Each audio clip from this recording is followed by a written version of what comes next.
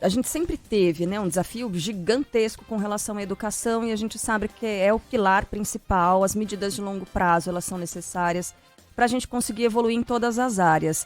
Eu sei que a gente tem que olhar para frente, né, e pensar nas soluções daqui em diante, mas não tem como não olhar para trás e imaginar e assimilar que as medidas adotadas pelo último governo diziam respeito a homeschooling, né?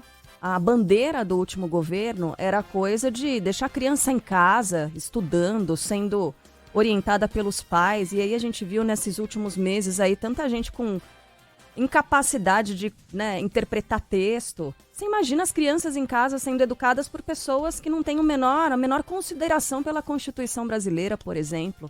Então, além de todo o desafio que a gente já tinha, a gente se atrasou tanto, né?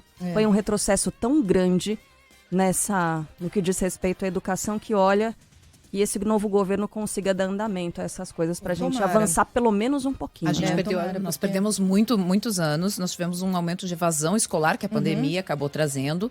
Nós temos uma questão que é essa da alfabetização em idade equivocada, né, nas idades atrasadas.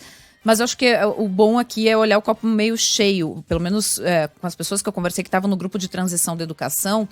As pautas deste novo governo, se vão ser colocadas em prática é outra história, mas as pautas deste novo governo estão corretas. Pelo menos agora a gente voltou a olhar para o lugar certo. Não tem mais aquela história de discutir escola sem partido, homeschooling, ideologia de gênero, enfim, coisas bobagens, né? Que não tem nada a ver com um país que tem educação atrasada como a nossa. A gente está olhando para o lugar certo. Alfabetizar no local, na idade correta, combater a evasão escolar, olhar novamente para a qualidade do ensino superior e não só a quantidade. Então, acho que pelo menos as pautas estão no local certo. Esse é o copo meio cheio. E trazendo gente de referência, de um estado de muita referência, numa política que é referência, que é integração entre os governos, ou seja, você não separa mais, isso é só governo do estado, isso aqui é só município, isso aqui é só governo federal. A ideia é integrar, isso deu certo no Ceará, vamos ver como é que se pode ser aplicado em larga escala no Brasil. Então a gente está levando gente de referência para o Ministério, isso é elogiável. As pessoas que estavam no grupo de transição são pessoas super referenciadas na área da educação no Brasil.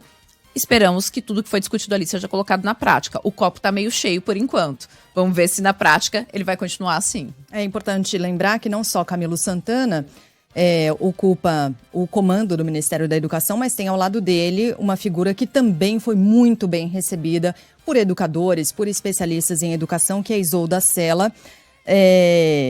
Enfim, que tem um histórico incrível nessa área também, atual governadora do Ceará, que vinha sendo, inclusive, a mais cotada para ocupar o próprio ministério, mas, enfim, ela trabalha junto com ele e foi uma das que implementaram uma política educacional muito bem sucedida na cidade de Sobral, que tem índices educacionais excelentes. Então, se a gente pode trazer isso como referência para o restante do país, que assim seja, e tomara que dê muito certo. Acho que o Brasil, nesse ministério aqui, está muito bem representado nessa educação, na área da educação e também na saúde, né? Estamos falando de quadros muito técnicos, muito respeitados e referências nessas duas áreas. Claro, vai depender de como as medidas serão colocadas em prática e, evidentemente, vamos ter de esperar. Mas a gente já parte com nomes muito fortes e muito respeitados nessas áreas, né?